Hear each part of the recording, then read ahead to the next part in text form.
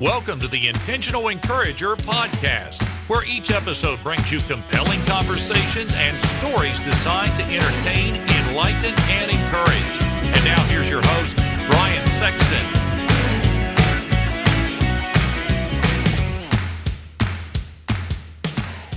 And welcome into the Intentional Encourager podcast. I'm your host, Brian Sexton. Thank you for joining us again today. It's not often that I get a business consultant and a sales consultant. So you're getting two for the price of one today. But she is a dynamo. You can go to her website, Liz Wendling, Wendling, LizWendling.com. Or you could just hang out here with Liz and I for the next little bit, and you can learn straight from her. And it is an honor to welcome Liz Wendling to the Intentional Encourager podcast. Liz, how are you today? I am doing great. I was looking forward to our conversation all day. So this is wonderful. Get to see your face. I don't know that I would look forward to any conversation with me all day. I mean, just ask my wife. Well, we got connected in such a good, fun way. On your birthday, somebody said, hey, you need to know her and you need to know him. And it was your birthday. And it was just it felt like a really nice, divine way to meet. It was. And I got to give a hat tip to our good buddy, Eric Konovalov. Yes. EK, as I affectionately call him. He is a great guy. And he just, he saw, what I love about Eric is he sees when people need to be connected together. And it's a beautiful thing. So let's start here, Liz. Mm-hmm. I want to know from you about how the last 16 or 17 months have been. Everybody has handled the COVID-19 pandemic in different ways. I know what we've gone through here in West Virginia, where you are in Colorado is a little bit different. How have you and your family handled the COVID-19 pandemic? And what lesson have you taken out of it, either personally or professionally? Oh, many, many, many. But the one thing that just dropped into my head was initially the first 3 weeks of the pandemic, I went to an old behavior that I hadn't been to in a long time, and that was fear. I don't often resort right to fear. A lot of times I can catch myself and say, okay, what's going on here? What do we need to do? But this was the kind of situation when we went into lockdown. I had never been in lockdown, so I didn't know who I was going to be, how I was going to act, what I was going to do. And once I unraveled the fear and realized, first of all, I've never not landed on my feet. I've never not been able to make a living. I've never not been able to rise above anything. So why would this one be any different? Even though it was one I never heard of, never experienced, along with the rest of the world. But that's the part that helped me understand it the most, was I wasn't alone. Every single person on the planet was about to deal with something in a very different way. And for me, I decided to lean into it. And I asked myself, how can I be better when this is over? How could I be stronger, maybe leaner, happier, more fun? I questioned everything in my life throughout the pandemic. And I don't know how many people could say this, but I like the person who came out of it. And I'm also grateful for the pandemic. On my own level, I know there was some tragedy as well, but I'm grateful that the world had the opportunity to pause and to look at what's working and what's not. It was the great pause. So yes, there were some bad things, and then there were some good things that come out of it, just like any tragedy. And I chose to be able to view both of them with a different lens.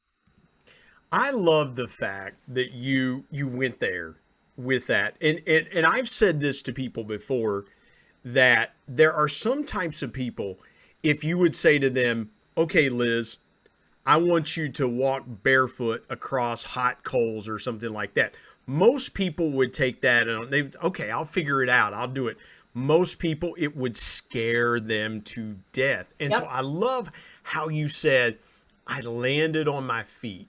When you think about the first few weeks of your business, I want you to kind of take us, because I know there are people listening that say, I still don't know how business is working out. 16, 17 months later, I'm still spending day after day trying to figure it out. Maybe there's some entrepreneurs that are listening to us talk today from a business standpoint. And I love what you said about, I like the person who came out of the other side of this.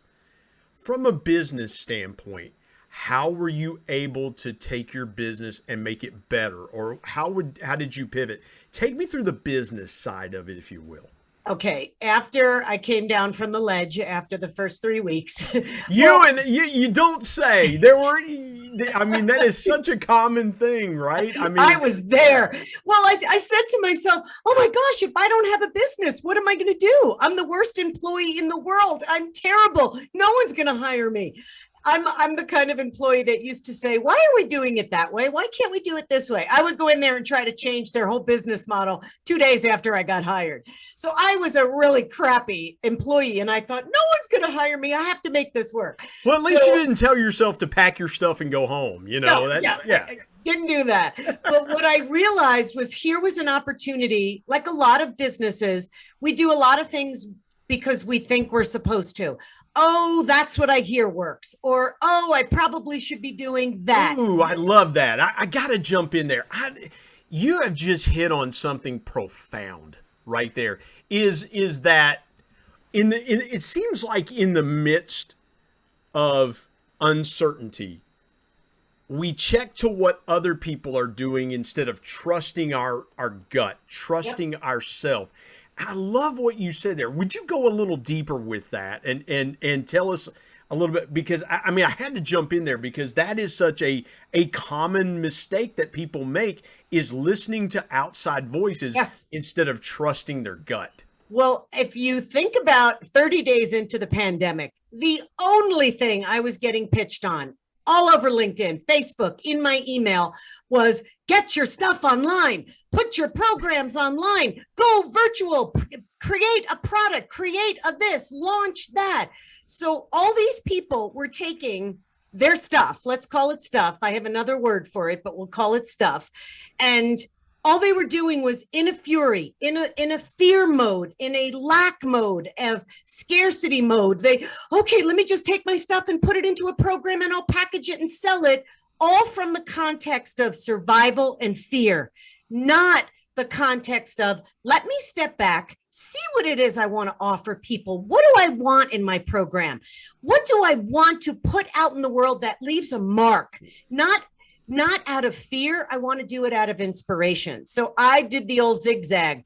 While everybody else was zigging and they were creating their $1,000, $5,000 products that were a piece of crap, in my opinion, because they were doing it from the wrong energy, I decided to step back and ask myself a series of questions.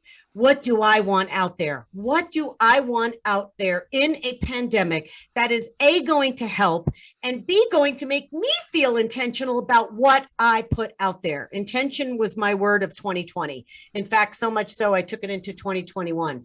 Intention was very big for me. And anything I touched in 2020 had to have intention behind it. And if it didn't, I didn't do it. I didn't do it. So I shut the noise off of, you need to do this. You've got to get a studio in your house and spend $5,000. And you need to, no, I don't have to do anything. What I do have to do is step back far enough and assess, what do I want to do? What is my heart telling me to do? What is my instincts and my intuition leading me to do?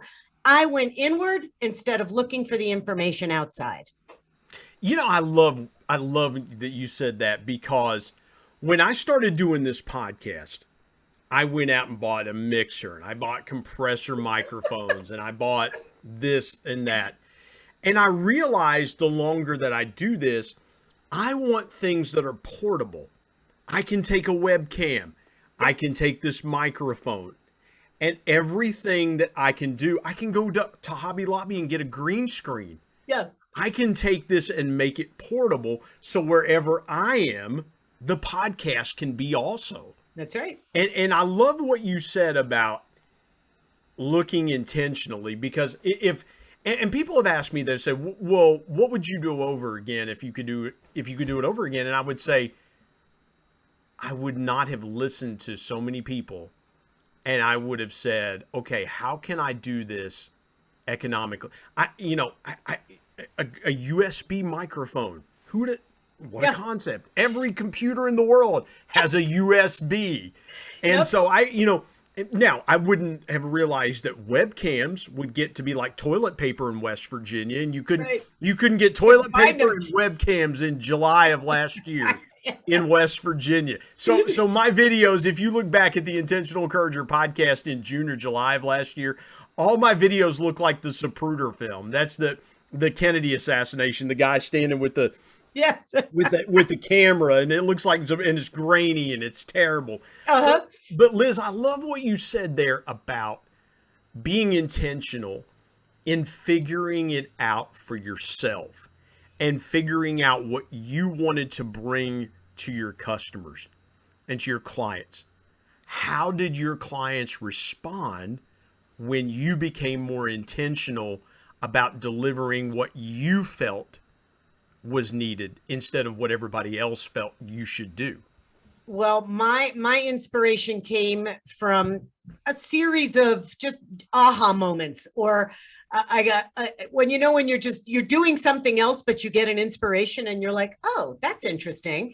And I knew that was my intuition or inspiration talking to me. And I call them V8 moments. I just hit myself on the head and say they're V8 moments. Yeah. Well, so what I did was I had this thought, and I remember distinctly, I was washing the coffee pot, and I had a thought to reach out to all of my past clients who either hired me or didn't hire me, or were in the process of.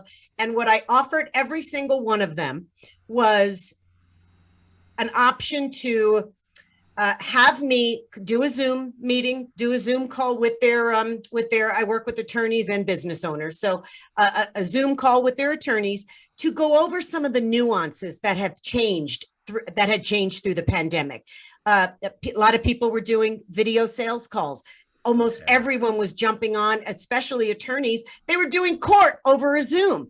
But what no one taught these people how to do is how to intentionally connect, how to connect with someone and stop talking about the pandemic. Hi, how are you? What's going on? Are you holding up? Now, I'm not saying don't be kind and ask people how they're holding up. There's so many other ways to make a better connection that actually feels like a connection, not an artificial, oh my gosh, I'm supposed to ask you how you feel. So how are you doing in these unprecedented times? Well, and turn on the empathy.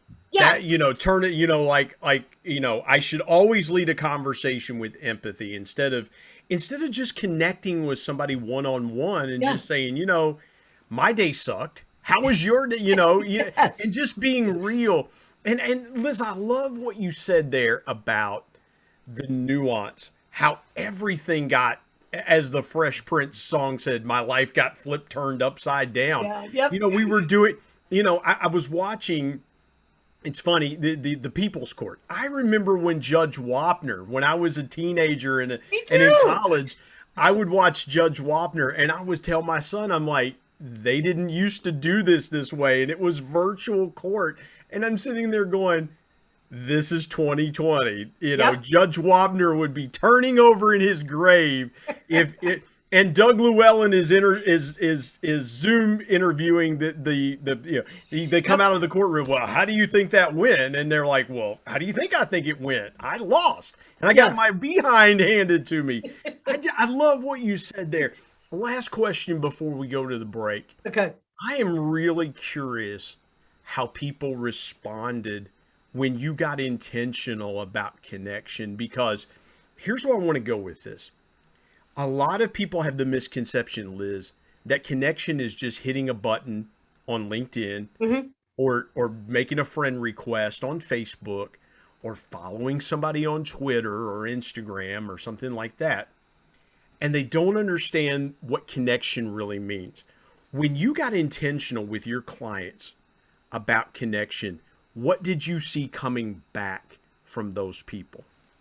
Was so many yeses, and oh my gosh, you'd really do that for us? Wow, you'd be willing to do that for free? They were so surprised. So my offer to them was, look, everybody can use a tune-up. There is not a person out there who couldn't use a little tune-up or tweak or a minor adjustment so that they can feel good about themselves moving into the next day and the next day and the next week. So my email didn't say, sorry to bother you in these unprecedented times. I just went right to it. It sucks right now. Or right now we've been hit, we're in a tornado or a cyclone and we're still spinning. here's what's happening in my world. I'm sure it's happening in yours. If you're open to it, I'd like to, first of all, thank you for being such a great client and giving me business. Or if it wasn't a client yet, here's an opportunity to show you what it is that I teach in a small 45-minute segment. If you like what you hear and it resonates with your people, you and I can hop on a call and figure out what it would look like to do something a little bit larger. So it was giving of me, just a little piece of me that said, I can help you. And if nothing happens, nothing happens. However, if something happens and your people say, wow, we need more of this, then we'll talk about that. And it led to so many lovely conversations, such as, thanks for doing that. Oh my gosh, we took away so many in 45 minutes, what you gave us. But I prefaced it all by saying, I'm not going deep. I'm going to go wide. I'm going to give you a few things and many things to think about. I'm not going to go deep and give you training and all of that, because it doesn't make sense to do that in 45 minutes. But I want to give you some insight into some of the areas that have changed. And if you don't change with them, you might not be in business. And they appreciated that I was looking out for them. So even the companies that hadn't hired me, but we had talked, but they said, oh, we're doing okay now. Why don't we talk in 6 months? Well, that 6 months was accelerated. And they said, what the heck, we'll listen to you. We'll if you can teach us something new in 45 minutes, we'll take it. I love that. Proactive gratitude. Proactive gratitude. And I wrote about that in People Buy From People, and the premise around it, Liz, was what would happen if you just thank somebody because, proactively, without them doing anything. And it's empowering. It's eye-opening. It blows people's minds. And it's no wonder that you had people that responded the way they did, because a lot of people, we're conditioned to say thank you after something happens, not before. And Brian, the best part, go there. Yeah. The best part was that feeling of that true give to get moment, that I wasn't giving to get something. And what a distinction. It felt so clean and clear and congruent in my body that I was truly giving and thanking. And I was not thinking, okay, how many people can I close this week? Absolutely not. I was home. I couldn't leave. I wanted to give because that's what made me feel good. So selfishly, I knew giving would help me, make me feel better. And who knew in the giving that was going to come back to me in so many different ways. That is so good. That is so good. I'm glad you put that cherry on top there, because I was getting ready to take a break, and I'm glad you put that cherry on top. So let's go ahead and step aside, take a break. When we come back, I'm pulling something off of Liz's website. How many sales are you going to lose before you ask for help? I want to get into some thinking around that. And you're going to want to, I don't care what business you're in, if you're an entrepreneur, if you're a teacher, if you're a pastor, this question is universal. So maybe instead of how many sales you're going to lose, how many people are you going to lose before you ask for help? My guest is Liz Wendling, business and sales consultant, here on the Intentional Encourager podcast. Come back in just a moment.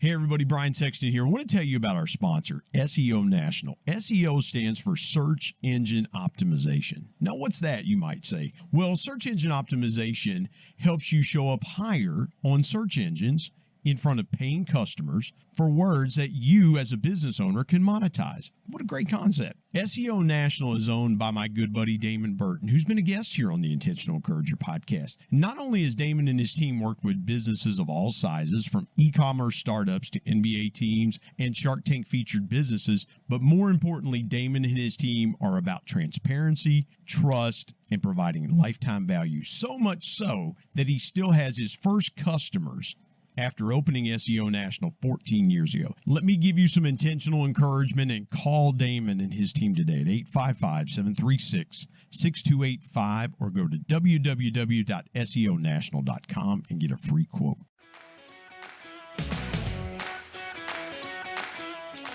Of what's on your website. How many sales are you going to lose before you ask for help? And here's the thing that I'll say. when you're a young salesperson, and I can remember to 1996, 97, 98, and I think to myself, oh boy, would I love to go back 2021, Brian, would love to sit down and have lunch with 1998 Brian. And I would say to him, man, you have got so much to learn. And I would write down 5 things for him. And I would probably ask him this question. That is such a good question. I want to know where it came from for you to think about this question. It is so good. Talk about that. Well, I talk to a lot of businesses, entrepreneurs every single day who are telling me, oh, well, we're doing video. We have an SEO person coming in. We're going to work on our marketing. We're going to get our website all jazzed up, and we don't want to do any sales training yet. Heaven forbid our phone rings and we can't handle it. So what they were really saying is, I'm pushing sales off because I'm afraid of it. So we're not going to look at the elephant in the room. We're going to look at all the other things that we can blame for lack of sales than actually selling and making sales. So I'd have people say to me, well, you know what, we're doing a redo on our website, and we're going to try some LinkedIn prospecting. And I said, great, all that stuff is great, but what happens when all that starts to work? What happens when your beautiful website starts attracting people that want to talk to you? Then they pick up the phone and they talk to your people who don't know how to speak to someone today, who don't understand what it takes to move someone, connect someone, inspire someone, build value, and get someone to say yes to you. All you have is a beautiful marketing campaign, but you don't know how to close business. Well, Liz, it is, and I'm sitting there, you're running through that scenario, and it's like this person that has practiced in their living room or in the shower, and then they get the opportunity to go on America's Got Talent, or they get the chance to go on The Voice or something like that, and they get stage fright. Yes. And all of that practice and all of that time and all of that work, in a moment, they just don't know what to do because that moment's there. And I've seen it from salespeople over the years. And I've coached some salespeople over the years where they get in, you hire them for a reason, and then they get in front of a customer, and it's like, are you okay? They're holding their, and I'm trying not to be graphic, those of you on YouTube, but they're holding their mouth and running to the restroom. Yeah. And so it's amazing. How do people overcome that fear moment, that, oh my gosh, the moment's here? Because when that moment gets there, what you're saying is be ready for it. What you're saying, what I'm hearing you say is be ready for that moment. Yes. Because that moment's going to come. Right. So how do you push that? How do you kick that fear to the curb? You say something on your website, and I promise, forgive me for the long-winded question. You say kick fear to the curb when asking for a sale. So how do you kick fear to the curb? I'll get to that, but I want to touch on something you said. A lot of times what people will think is they'll tell themselves a really made up fable about sales. Oh, I'm just great. When I get in front of somebody, I'm fabulous. I know how to talk to people. I used to call those people trick artists because what they would say is they would say, now watch me lay, it's like the magician. It's like, watch me make the lady levitate or something like that. And then they actually try to do it, and it's a miserable failure. So I know, but go a little further about the fable. Yeah, they lie to themselves and say, "Oh no, I'm great. Once I get in front of someone, it's I have a problem with the close. I'm great at everything else. I just don't know how to close. I don't know how to ask for the sale." And I want to take somebody by the neck when they tell me that, because the close has nothing to do with it. The close is a natural culmination of an incredible conversation where you built value, where you asked the right questions, where you connected, you showed empathy, you were able to show someone how you can solve their problems. You do all of that well, which is, by the way, called selling. It's a sales conversation. It's not a chit chat conversation where you razzle dazzle someone. No, it is an intentional conversation for two people to get together, two human beings, not a prospect and a suspect and it's a potential client, but you're two human beings coming together for a heart-to-heart conversation. The close is the easiest part. So when someone's afraid of closing and asking for the sale, it's usually because they're not doing everything else prior to that with intention and graceful and authentic. I was about 10 years in. You reminded me of a story. I was about 10 years into my sales career, and I went to work for a competing food company, and a good friend of mine that I'd worked with hired me. And we were riding down the road, and we just had a sales call, and we had been there probably 35, 40 minutes with a prospect. And he looks over at me, and he called me sexy. And he said, sexy, he said, I want to tell you something. That was great. He said, but you're way more entertaining than what that person had to do at that moment. And what he was telling me was they were entertained, but you didn't build any value. Yeah. They were entertained, and you're a nice guy and you're fun to talk to. But what did we really accomplish there? Are they any closer to buying? Are we any closer to helping them than we were when we started this day? And it made me think about the intention of every word and what value really means to someone else. It's not what it means to me. I'm not buying the product, but it's what it means to them. How does someone define, here's where I want to go with you real quick. Okay. How does someone know what value looks like to a prospect? And how do they define it? Because I know what I would tell them. I want to know what Liz would tell him in that situation when people, and that's the buzzword of the day, right? It's we've got to build value. Right. So how do you build value when you don't know what value is to that other person?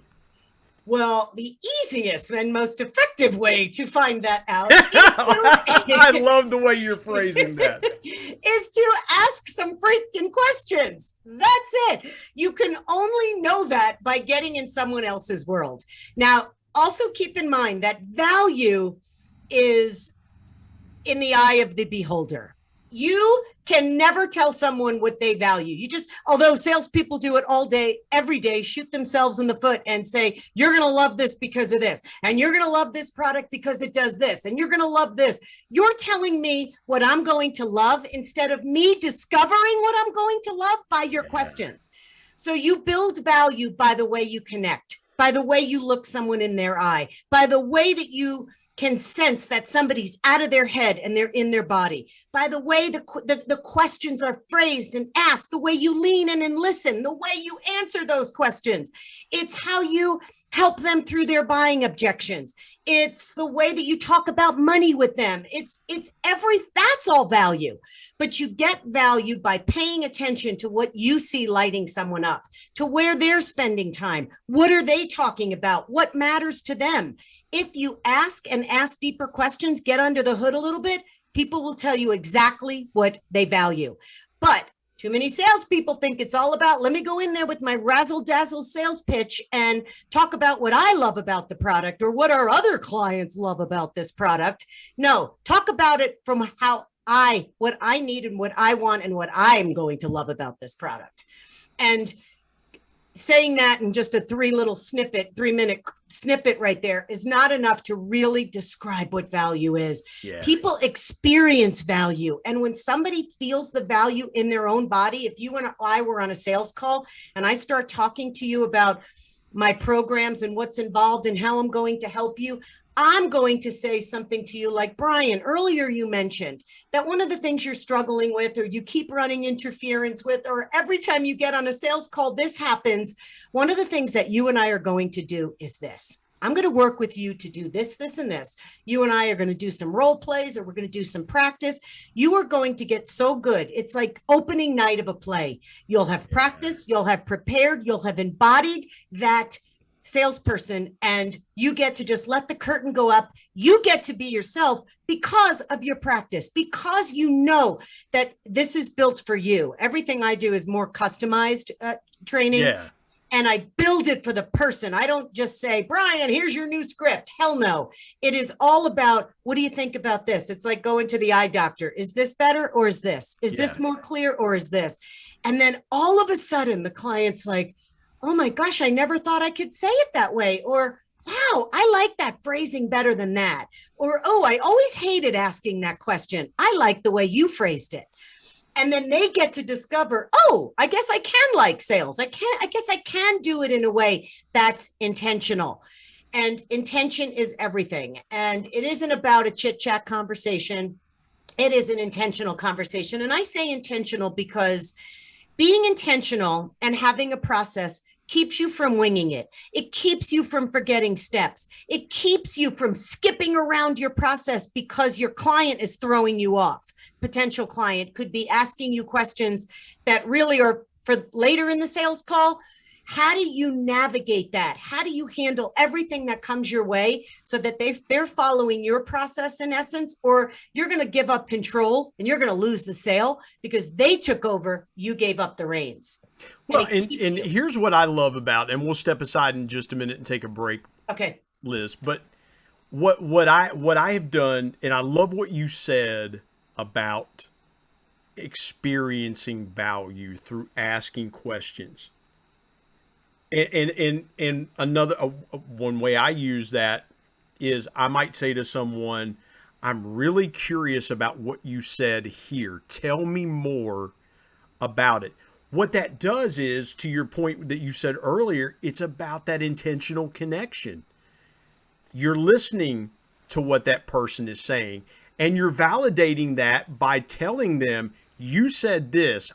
I'm curious as to why you said that. Tell me more. And what that does with someone else is, okay, I'm going to open up. They're interested. I'm going to open up, and to use this way, and a tip for some salespeople that are listening to this conversation.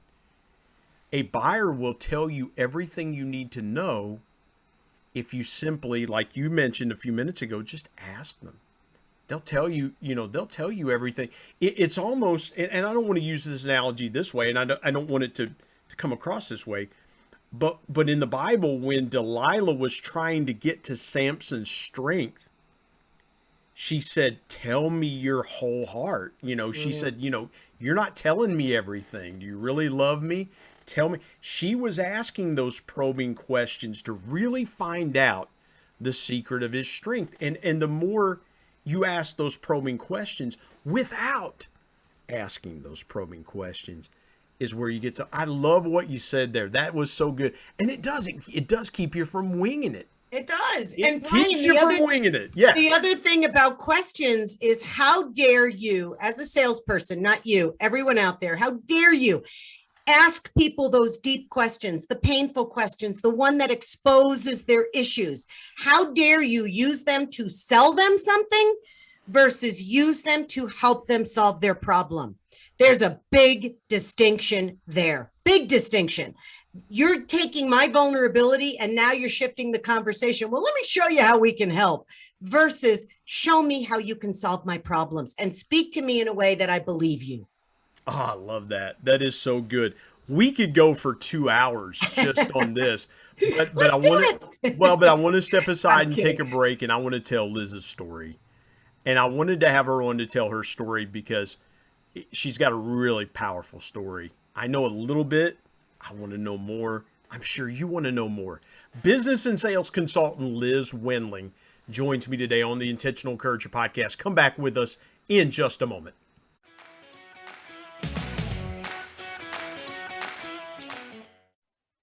Hey everybody, Brian Sexton. Want to tell you about my new book, People Buy From People.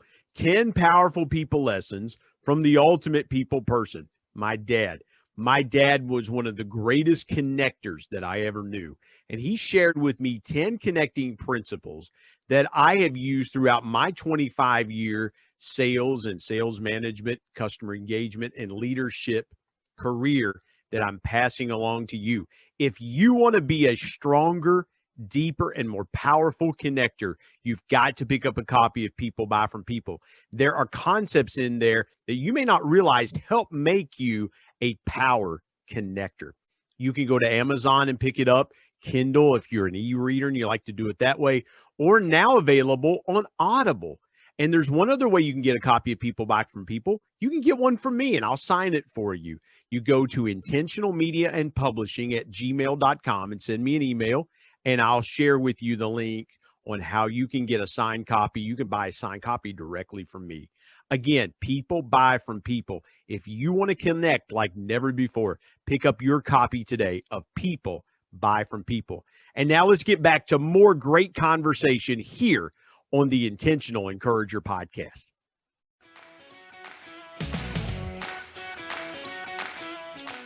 Liz, go as far back as you want. This is your time. I'm going to try to step out of the way and let you have it. But I want to know your story. I want to know more about your story.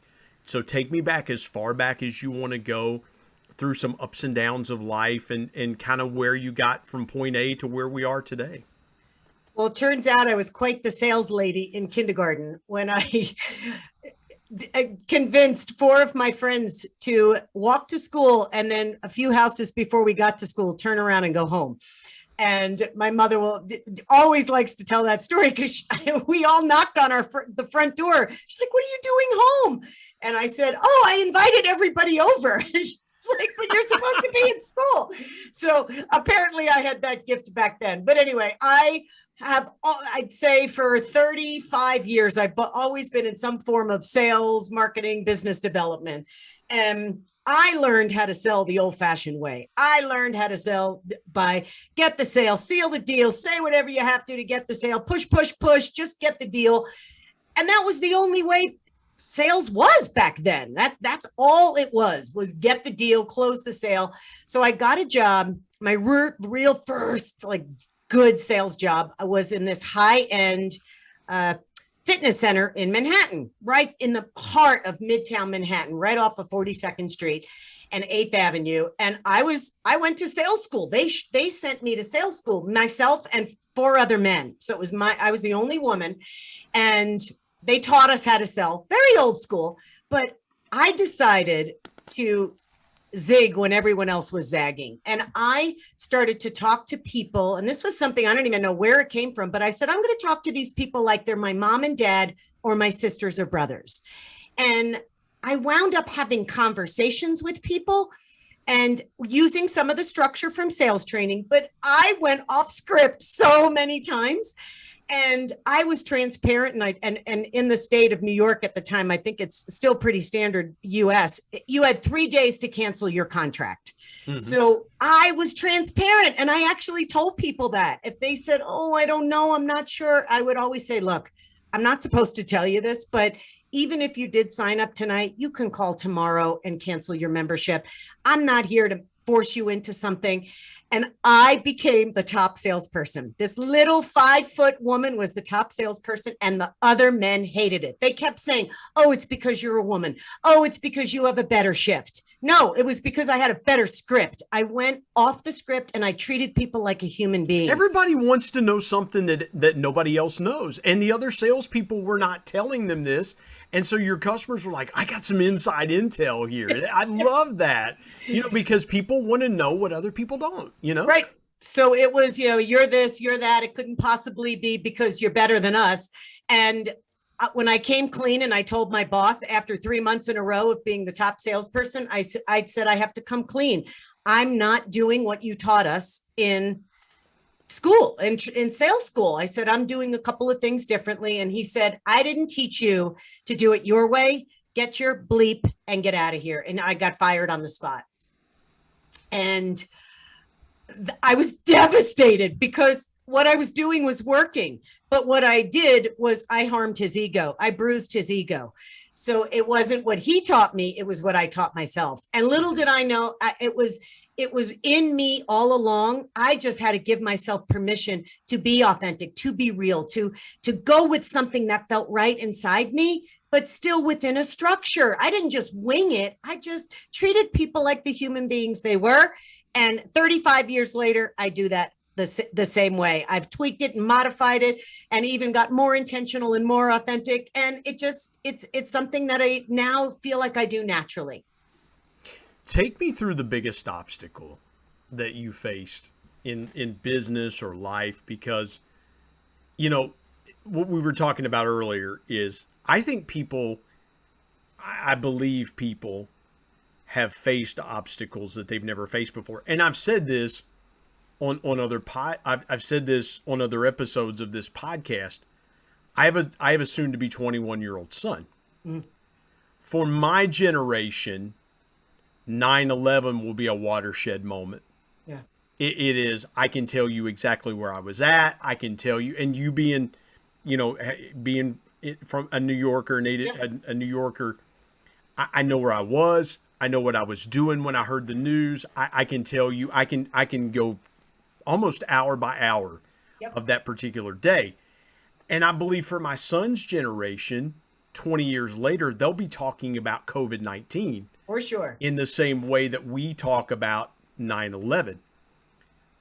So let's go there for a second.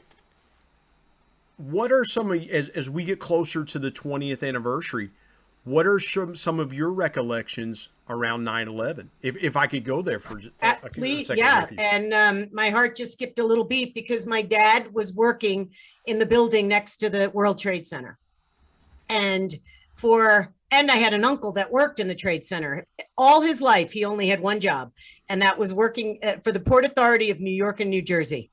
And he was driving to work that day, but had a doctor's appointment because he had prostate cancer the year before. He was going for his 1-year checkup on that day. And he was driving into Manhattan when the towers went down. He would have been in that building. And we didn't know he was going to the doctor, and we didn't know where my dad was for almost 4 hours. No one can get in touch with my uncle or my father. And it was heart-wrenching to think that my dad could have been there and my uncle could have been in that building. So for us, it was more, oh my gosh, this is going to directly impact us. This is not only going to impact it just watching on TV and seeing what who did get killed. But I would just remember getting that phone call. It brings tears to my eyes now, and just hearing my sister say, "Daddy's okay, Daddy's okay." And I remember just losing it because that's all I wanted to hear. And so it brings me back to a really sad time of how my life could have changed so much. And I'll say this, and even in and I was on my way back from Louisville, Kentucky, about 3 hours from here. And my wife calling me and going, "I don't know where you are," but my son, who was about to turn 1, was with my mom. It was my mom's day to watch him. And my mom's calling me going, "I don't care what you have to do. And get to him, she kept saying, "Get to him." And we were driving as fast as we could because of the uncertainty of that day. And I thought about that a couple of days ago. I thought, man alive, for 2 or 3 days, a week or so. And I can't imagine what it was like in New York City because the uncertainty lasted so much longer. Oh, yes. But for us here, the uncertainty was, okay. And I was in the food service industry at that time. So we did not know the effects that were going to happen months later of people not going out to eat, people really just watching, holding on to money and things like that, and how everything changed. And I got to ask you this, what was your perspective like in the days and weeks following? Your dad and your uncle are okay, but your city was rocked. Washington, D.C. was rocked. What was your perspective like then? And as you think about it, what do you think you would say if you could go back and talk to Liz in October or November of 2001? What do you think you would say to her if you had a cup of coffee with her around those events and how it would shape you going forward? Ooh, I would say trust. Trust that whatever is unfolding is real, and don't make it good. Don't make it bad. Don't make stories up. Just be with what's happening. it is happening, and accept it, because the human tendency is to, oh my gosh, the sky is falling and everything else is bad. And oh my gosh. But yet the other side is there's still some beautiful left in the world. There's always contrast. So for me, it was more about, I felt this deep sense of trust that I confused with, I thought at first, I'm like, why? I cared, but I felt like my deep trust that I knew in my heart everything was going to be okay. But I wondered, do I not care? Is there a reason why I'm not crying every day like other people? But I realized I didn't go to the ugly side. I went to the trust side. And I've been doing that ever since 9/11 is I trust, even with COVID. I'm like, no, you're going to be just fine. You always land on your feet. So little did I know that back then that was going to set me up for something like today. But what I also watched my dad do, that I didn't recognize it until about a year later, was my dad's, the building that my dad worked in was heavily damaged next to the Trade Center. Mm-hmm. And his car was stuck in the parking garage on the bottom of the building. And it was there for 9 months. He couldn't get his car out. So my dad went to, his boss said, don't come to work. Don't worry about it. There's no work. There's no building. Just don't come. And he's like, but I can't. My dad has always he's got a lot of energy still. And he's like, I can't do that. You got to find a job for me. You've got to give me something to do. Yeah. So they had my dad pick up a 16-person passenger van, and he went and picked up this white van, and he drove around, taking around like insurance adjusters and people who needed to get to ground zero. He became a driver. He loved it. He got to meet people and talk to people, and he felt useful. He wasn't sitting at home watching what's happening and counting the people that died. He said, put me to work, make me do something. I need to be useful. I need to keep moving. So he taught me that lesson of, in the worst times, just start giving, and it works. So not until just right now, Brian, did I connect that to what I did to COVID, that I just went into giving mode, because that made me feel good. Just like my dad getting his passenger van, it made him feel good. So I stepped into service instead of sorrow. Wow. I love that. I want to jot that down. Stepping in to service rather than sorrow, because I asked you about the biggest obstacle that you had overcome. And in that describing that moment, I kind of sensed that was what you took out of it, that great lesson of stepping into service rather than sorrow. Because, and I think about it, and I hope at the time that we record this, I hope that we're not so COVID frenzy that we forget the sacrifice of nearly 3,600 Americans. Right. Who lost their lives in D.C. Yes. and in New York and in Shanksville, Pennsylvania. And we remember those people for what they gave, what they did, what was done to us by horribly wicked people. And so I hope in the midst of this COVID crisis, crazy time that we're in, I hope September 11th is a day that we all come together and we remember those people. And I'm not trying to get preachy or anything like that, but we would be doing a grave disservice, in my opinion, if we were so COVID focused that we forgot what happened to us 20 years ago as a country. Because I don't know anybody that didn't put an American flag in their front yard. Right. Or didn't pray for people in New York and DC. And I'll share something with you real quick. Several years ago, I got to go to a firehouse in D.C. when I was working up there. And I asked that person, I said, I asked the person I was calling on, I said, can I ask you a question? And he said, yeah. I said, was this garage involved in 9/11? And he said, oh, yes. He said, we had damaged fire trucks. We had fire trucks that we had worked on that had come in and out of here. He said, absolutely. We were a part of where you're standing right now was a part of 9/11. and you couldn't help but feel an overwhelming sense of history. Right. And just be, and I was awestruck in that moment. Liz, I am so grateful that we went there with that part of the conversation. And I've got to ask you as we wrap up, and you've been so gracious with your time, share with this audience your biggest piece of intentional encouragement. When in doubt, pause and go inside, not outside. Stop long enough to reflect and listen to your intuition first, before you go reaching outside for someone else to tell you what to do. Because if you really sit long enough, you know what to do. Wow. That is so good. That is so good.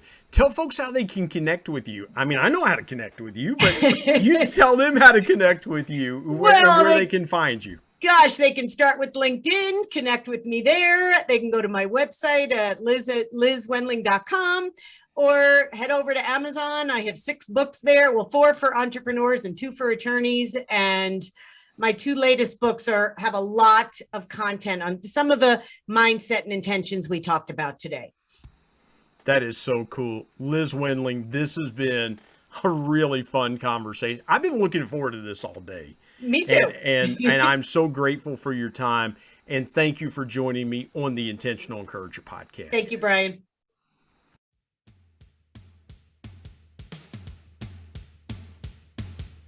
My thanks as always to producer Bryce Sexton and technical advisor Matt Means. And of course, the ultimate thanks goes to the Lord Jesus Christ, who provides intentional encouragement every day through his word. If you're not subscribed to the Intentional Encourager podcast, hit the subscribe button wherever you get podcasts so you don't miss an exciting episode where you can get encouraged and stay encouraged. And remember, anyone, anywhere, at any time, any place can be an intentional encourager.